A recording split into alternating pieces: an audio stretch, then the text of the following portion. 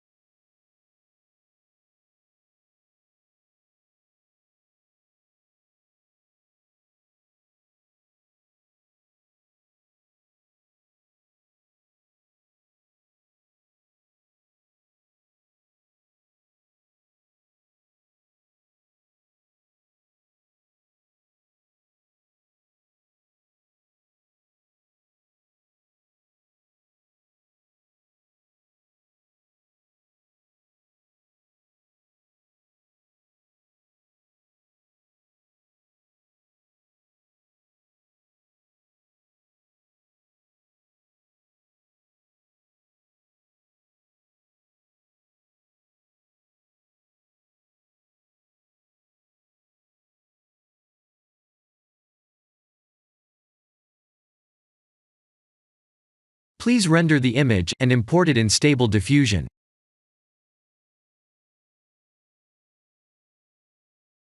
I'll share the full prompts in the description below. Please set the preprocessor to none, and select the correct depth model.